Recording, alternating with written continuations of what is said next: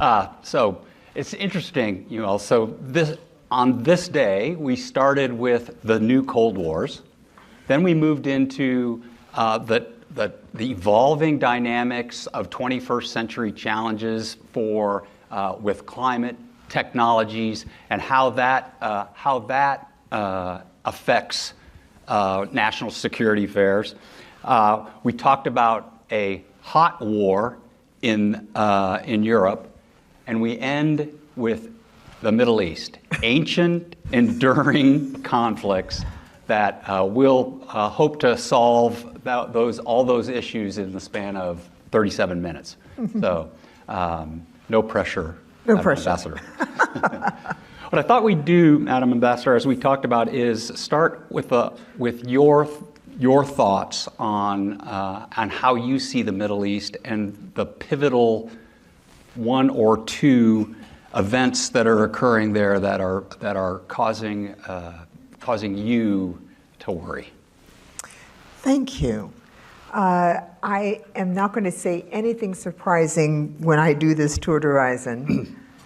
Normally, I would go through our bilateral issues, maybe starting with, Syria and Assad, or Iraq, of course, Iran, Egypt, Jordan, Libya, Houthis, Israel, Palestinians. But at this particular moment, almost all of those issues are at least tangentially, if not directly, being affected by Israel and Palestine.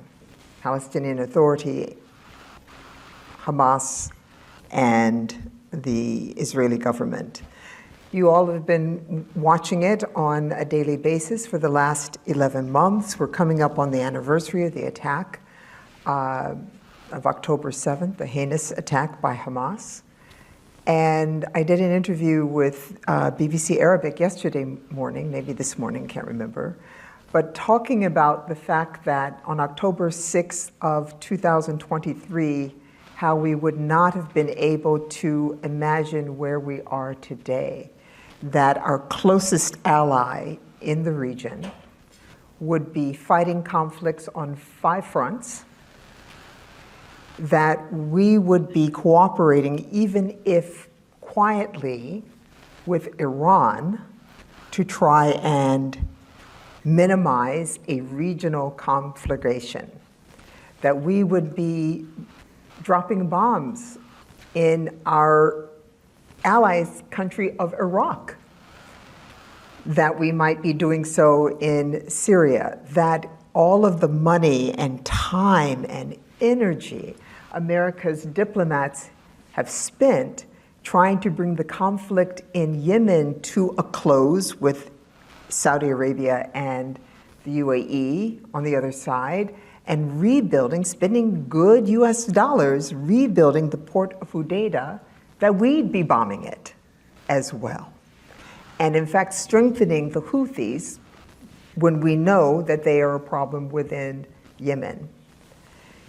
And of course, cooperating with Qatar, with the UAE, Jordan, and Egypt to protect Israel. All of those things would have been astounding if we'd been talking about them or even trying to think about them in that way, October 6th or prior, 2023. Our policies with regard to Gaza and Israel, I would argue, have exacerbated the challenges that we are facing in the region. I will say, because for the moment I don't work for the government, that the president said exactly the right thing on October 8th when he said very strongly, "We are your ally, we've got your back," to the Israeli government, and he added, "Do not make our mistakes." Do not make our mistakes. He said the right thing, but there has not been the follow-through that I believe we owe our closest ally in the Middle East to help prevent many of the errors that they have made and compounded since October 7th. So in addition to all of those things within the region, we also have a current state where our ally and its inhabitants are less safe than they have been any time since the Second World War, possibly the Yom Kippur War in the 70s, maybe. That they have become a state where International Criminal Court has been requested to put warrants out for the arrest of the Prime Minister of the country, that the International Court of Justice is reviewing credible accusations of genocide, where the people and the leaders of the company have increasingly become, some would say pariahs. I think that's an overstatement, but certainly the international reputation is now in tatters. And I would argue that we have enabled this situation to get where we are now. And I'll stop there. What an amazing segue. Thank you, Ambassador. So if Gaza or security of Israel is the engine driving instability in the Middle East, I would argue that Iran provides the fuel for that instability. If you think about it, the U.S. military forces in the region since the end of Desert Storm, so call it 1992, have been a forceful deterrent against Iranian aggression, contained and constrained their actions. The second is that the economic embargoes that administrations have placed on the Iranians have essentially squeezed their wallet, not allowing them to fund proxies. And then the third is that the quiet, firm, resolved diplomacy, as the ambassador talked about, that for both adversaries and allies alike, where it was very clear that the U.S., if they established red lines and either crossed those red lines, there would be a powerful, forceful response from the nation. So we now have essentially an aggressive Iran, funding no longer focused on Iraq, but in fact actually expanding their malign influence and planning, training, and active partnership with Hezbollah, all of the countries that we've talked about, that the ambassador talked about. Most concerning is this new strategic relationship with Russia. And really it is, we hear a lot about Russia using Iranian uncrewed aerial vehicles, UAVs, in their war with Ukraine. What we don't hear a lot about is what are the Iranians getting in return? So from a national security perspective, that nexus of Israeli conflict with the nations around it in a warm war with Iran, warm conflict with Iran, and then the U.S. stepping away, perception that the U.S. has stepped away from the region is most concerning. So with that as an overview on how the region is, Madam Ambassador, what actions should the U.S. do to at least tamp down or prevent escalation? Mm-hmm. Well, a couple of things. Certainly what we've done thus far is to make clear to the entire world that we have our allies back come hell or high water. That it doesn't matter what they do, we are going to stand with them. I would argue that it has largely been effective. It certainly has stopped an overwhelming effort from Hezbollah, for instance, to attack Israel. It certainly is a regional-wide conflict already. We should recognize, but it's at a low level and it's in a contained level. Most of the escalations, in fact, have happened from the Israeli side rather than Hezbollah's side. Hezbollah did, of course, do that attack at the northern part of Israel that killed the children, but most analysts believe that was a mistake. The children were not the target. Nonetheless, it did lead to an escalation. But of course, we recall that when Iran was responding, that they made sure that we all knew exactly what they were going to do and where it was going to happen, and other countries in the region joined the United States in helping to protect Israel. So we have made clear we're going to stand with them, stand by them, good allies that we are. But in addition to the countries in the region understanding that we were going to do that, so too has the Prime Minister of Israel. And I would argue that it has emboldened him to act in a way that is not in the best interest of Israel, and certainly not in the best interest of the United States. I would argue that it is important that the United States follow our own laws and certainly keep our interest primary, even as we stand with allies.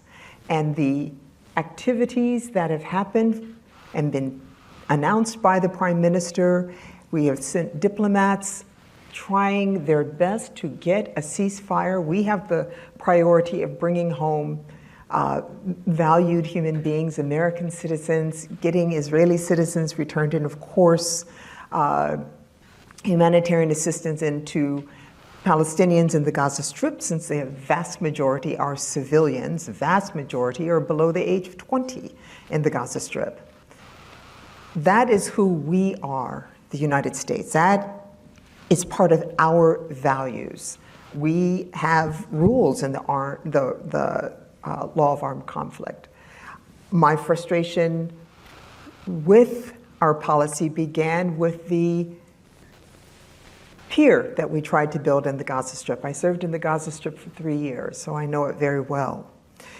And that pier cost the American taxpayer $300 million, and it did not work at all. And many of us did not understand why we, the United States, who support the government of Israel's ability to protect its people as best it can, did not demand that a pathway be set up, a road put in to get humanitarian assistance to civilians. That's what we as America stand for. But by not doing that, then we are co-signing how this conflict is carried out. I would argue our interests are undermined by allowing an ally, let alone an adversary, but an ally, conduct a conflict that we have decided is not in the best interest of the world. It's not part of the rules-based system that we have fought for, argued for, and defended since the Second World War. Centering U.S. interest and U.S. law and values, I believe, would be helpful to both Israel and the United States, because some of the steps that the Israelis have carried out have indeed made them less safe, And I know from my time in serving in Israel that many Israelis believe that the United States, as their protector, as the ally that stands with them and for them, would keep them from doing things that would harm them. And that's not how the United States government works. That is my answer. Thank you, ma'am. Let's turn back to talk a little bit about Iran as we look towards the future. So it's certainly so complex that there's not one or two things that we can do that will turn the rheostat from where we're at today to a stable, secure environment across the region. But there are some things that we can do that can, in fact, decrease that instability. The first is, and you heard it earlier in the NATO panel, where U.S. forces can't be everywhere, especially when we talk about NATO, Europe, and certainly the Pacific and China. But what we can do, and we've done very effectively in the Pacific theater, is have rather than a persistent but a consistent presence in the region. That means going back to the pre-Desert Storm days where we engaged with our partners and allies in the region on multinational exercises, major exercises, campaign planning, training, and ensuring that we've got the interoperability, command and control, and the tactics, techniques and procedures required to work together if we have to. Now, that is not difficult to do, except for our forces are already overextended. But that consistent presence, we know how to do that in the Department of Defense. So that's the first, is overcoming that gap left behind when U.S. forces departed the region.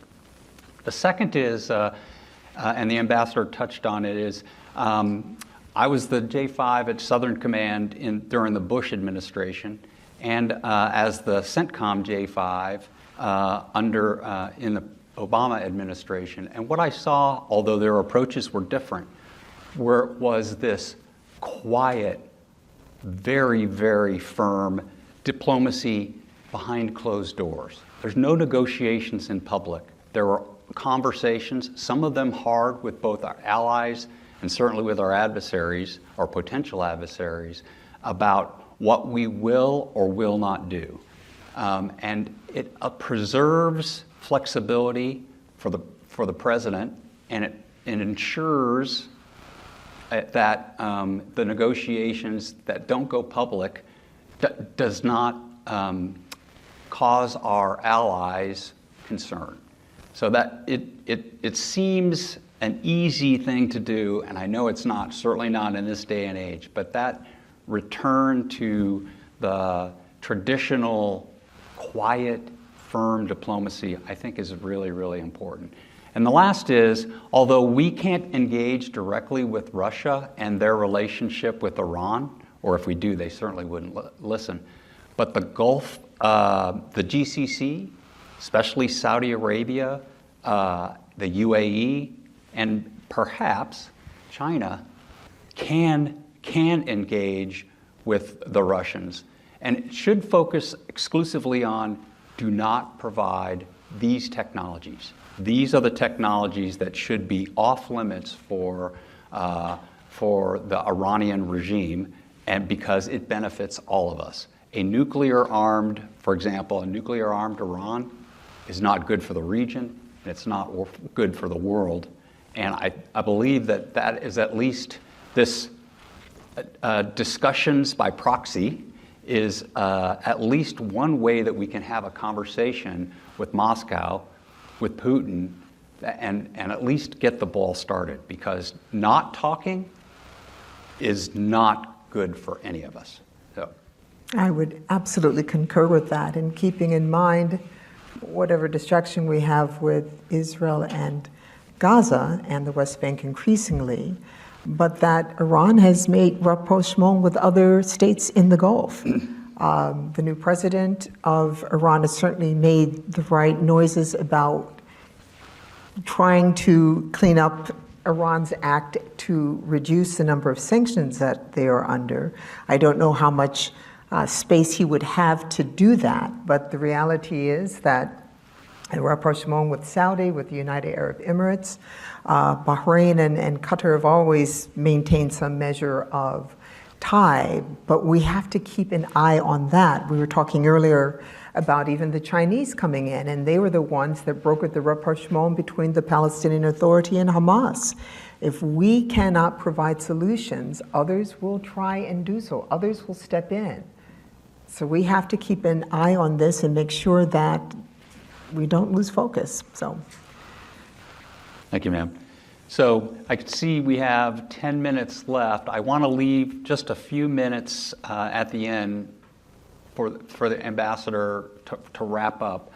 So with that, I'll open it up to the floor for questions. Wow. I don't even know how to start. Should I go left to right? I'll start way far back first and then work our way up front. Glad I left 10 minutes. And these will She be, said we could take more time if they stayed. So. and these will be all easy questions. I just want to check. Okay. Good afternoon. My name is Heather Shagru. I'm the Global Risk Intelligence Manager at Travelers. I've recently left the FBI to hopefully impact the private sector on the intelligence sphere. As you talk about Iran, the JCPOA obviously doesn't exist anymore, but there's been some reporting indicating that there might be a JCPOA 2.0. What are your thoughts about that, and does it impact positively or negatively the United States' relationship with the region and Iran? You want to start? Okay. Well, the answer is that I don't know. And the reason why is because we don't know what the structure would look like. I can tell you if it's anything like the first round, I would be concerned. And the reason why is that because it looked to, I think, to most Americans in the national security environment, and certainly to the world, that we didn't give up. We didn't force the Iranians to give anything up, and we provided them with sanctions relief, which we are feeling the effects of that, as a matter of fact, because now they have the funds available to fund proxies. So I would say a nuclear pact is always a positive thing if it does in fact actually do what we want it to do, understanding that in a negotiation it's always a give and take, but I think it has to be more balanced, if you will, for round two. I'd say let's try for round two, an improved one to be sure, but without it, onward they go. So. We'll come back to the front, I promise. Thank you. I'm Gary Starr. I recognize the issues with Prime Minister Netanyahu and some of the things that he's done. I've been on the streets of Tel Aviv protesting as well. But the fact of the matter is that he's dealing with Hamas and Hezbollah and Iran that have vowed to destroy the nation of Israel and to drive the Jews out of the Middle East. The President Biden's efforts to create a settlement ceasefire agreement in Gaza have repeatedly been rejected by Hamas. Where do you see the resolution, knowing full well that Hamas has spent billions of dollars building the cities of underneath Gaza that are larger than the London Underground, and Hezbollah never observed its ceasefire with Israel and did not move back to the Litani River. So tell me what you think the solution is. Oh, well, that's a longer conversation than we've got this afternoon. But you can't just blame Israel. Well, I hope I wasn't just blaming Israel, and that was certainly not my intent. On the one hand, however, one is a terrorist organization and one is a nation state, and the nation state does have responsibilities. If it were easy, if we only obeyed the rules that we set up for ourselves when it's easy, then they're not meaningful. We also, and I know our military tries to obey these rules. So I'm speaking as an American. That's what I'm speaking as. Now, with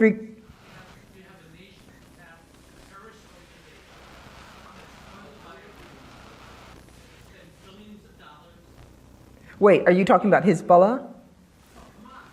Funded by Iran? No.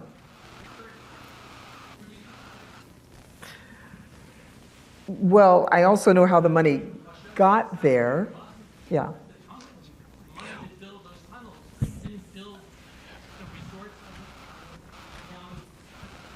Yeah.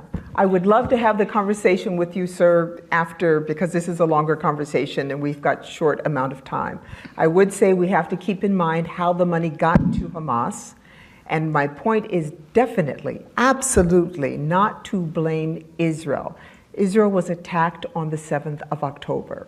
The attack did not happen in a vacuum. But the attack was Hamas's. It was against civilians as well as military, and that started this conflagration. So I don't misunderstand where the responsibility comes from. But how do we get out of it? Exactly. So how we get out of it is not through some of the things that have been happening in the last 11 months. The Prime Minister set the stage by using the word vengeance and followed through. You'll give me that one? Okay. Not with strategic thinking, because you don't, something that Yitzhak Rabin said when I was there is that you don't make peace with your friends. And so there has to be a recognition that both sides deserve safety, security, and stability, and hard choices are out there. Right now, the lack of a ceasefire from our president, recognizing that yes, Hamas has made it difficult, because to have it in place means Hamas is going to have to accept things that will not allow it to remain in power. But so too has Prime Minister Netanyahu put in, and if you read the Israeli press, let alone the US press, you know that people blocking this ceasefire come from both sides. You know that, but you didn't say that. And that is one of the challenges of this issue is that we have to recognize both sides are going to have to give. I'd love to talk about it further afterwards. Questions from in front. I know we had a, yes ma'am. We'll come right over here, I promise. Do you just mind coming in the middle? Oh, sure.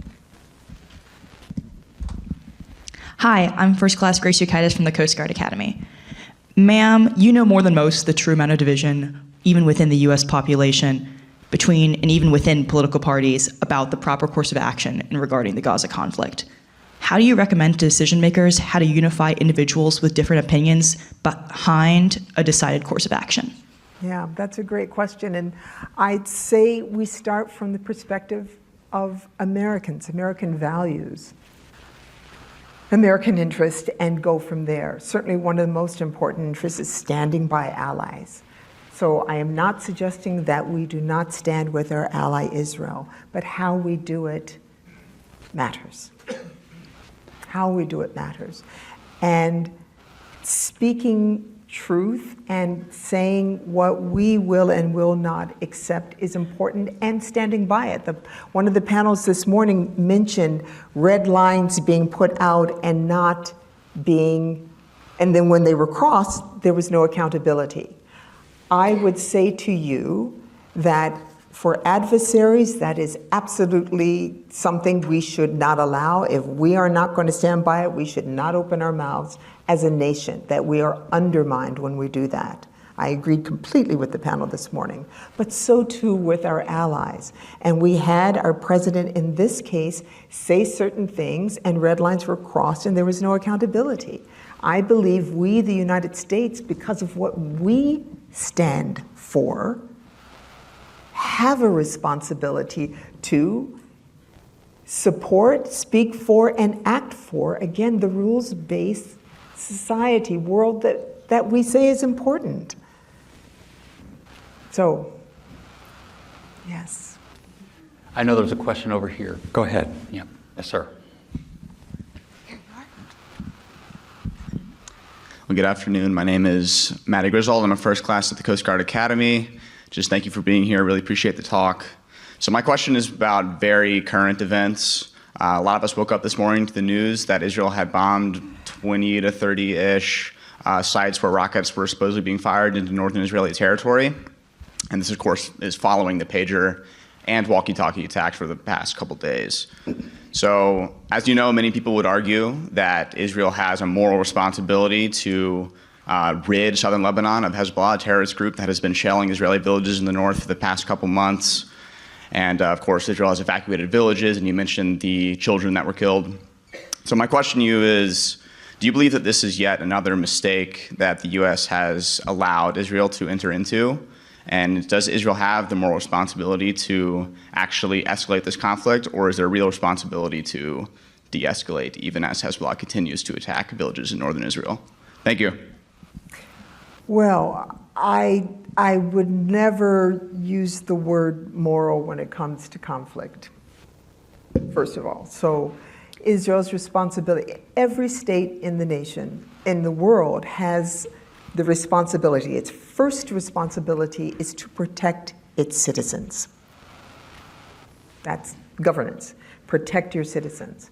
So what Israel needs to do after its horrific failure on the 7th of October to protect its citizens clearly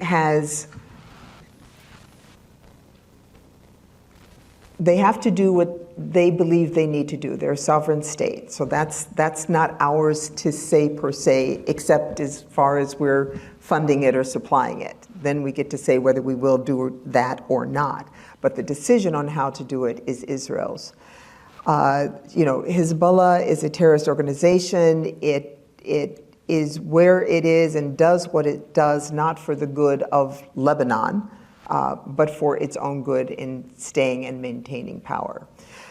So I don't know that I would argue that Israel has a more responsibility to do something in another country. Frankly, that's the Lebanese responsibility to manage Hezbollah, to ensure that the government, the central government, has power and responsibility, and there is accountability for Hezbollah. That's one of the reasons why they won't leave the south close to the Israeli border, because that was the argument that allowed them to stay armed when the other militia gave up their weapons. So if indeed they are moved out of southern Lebanon, there is not a reason for Hezbollah. They would have to integrate into the military and release those separate arms. So it's highly unlikely they will agree to do that.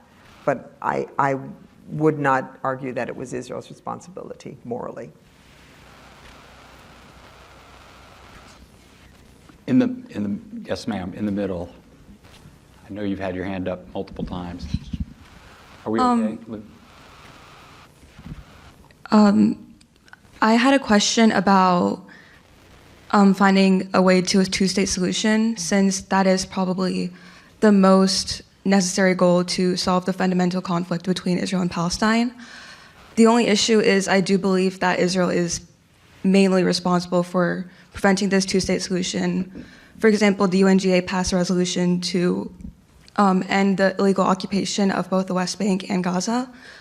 The only issue is, how do we hold Israel accountable to get to that solution, to make them give up their illegal occupations, all while protecting them from people like Hezbollah and Iran? I can take this one. So I spent 2.5 years of my career working in the State Department as United States Security Coordinator, on the ground in Israel, working with the Palestinians in the West Bank and through the Jordanians as well, with the goal of improving the security, the institutions of governmental institutions, so that the Palestinians could, in fact, stand up a nation with the professional security force, with a respect for human rights in the West Bank. Now, I will tell you, Gaza is completely different, because the Israelis left in 2005 or 2006. They haven't been there. That is completely different from a two-state solution. I will tell you that.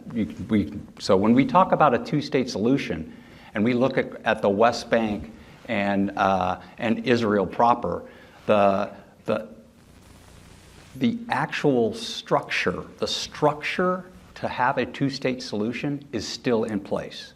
It is still in place. Now, there have been missteps from both the Israelis and from the Palestinians that have slowed down the progress, any progress that the United States has led or made over the past 20 years. But I will tell you that in the mid-2010s, between 2010 and 2020, that the West Bank, I think we were as close to having a two-state solution as we've been in a very, very long time, thanks to the terrific work by the Middle East Security Coordinator, John Kerry, was on the ground working it. So I don't believe that we should write off a two-state solution yet. I'm ever optimistic. And I can tell you that both the Israeli proper, certainly there are Israel citizens that would like to annex the West Bank, and there are Palestinians that are still working very, very closely towards a two-state solution. Yeah.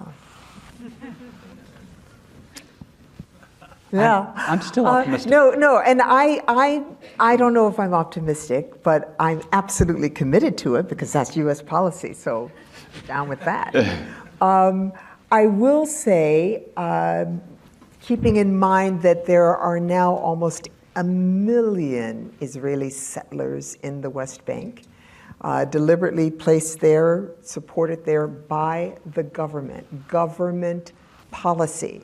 And so when I come across people, Americans mostly, who say it's all the Palestinians' fault, they lost some of it in war, and the rest of it they made bad mistakes, I also point out that the settlement began at the beginning of Israel's existence and continued and has never stopped, even under Rabin, even under Shimon Peres, who has the reputation of being the real push for peace and a two-state solution. Israeli settlements were being built with their placement and confiscation of Palestinian land has never stopped since the beginning of the nation of Israel. And many Americans don't realize that and think the Palestinians, because of corruption, because of this, that, or the other.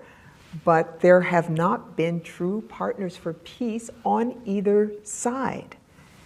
I will say, when I got there in 1994, right after Arafat's return, but before the first elections in the West Bank and Gaza, when Israelis were still coming to the Gaza Strip, when I could have lunch at one of the beach hotels with Israeli friends in the Gaza Strip still, that the hope for peace and a two-state solution was palpable. I absolutely thought that we would get there before I left my assignment in 1997. But I started under Yitzhak Rabin, assassinated by an Israeli extremist, and I ended when Prime Minister Netanyahu was first elected. So it's a very sad 3 years, I can tell you. They're either going to do a two-state or they're going to have a one-state. And if it's a one-state, it's either going to be, it is already an apartheid state. I will say that clearly, and anyone being honest will not argue with me on that. When we talk about who rules and how it's set up, I will not say genocide. That is a legal term, and that has to be determined. But if it does become a one-state, then the challenge is it a Jewish state or is it a democratic state? Certainly the leadership now will choose a Jewish state and an apartheid state, which is what we have in the West Bank at this point.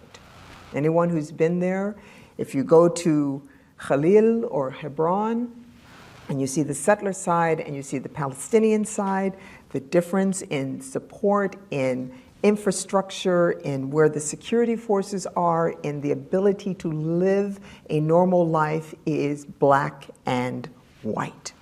And that is something that American taxpayers fund. But we are not paying attention to it. And it's not what we as Americans believe in any longer. It's not what we stand for, and yet we're paying for it.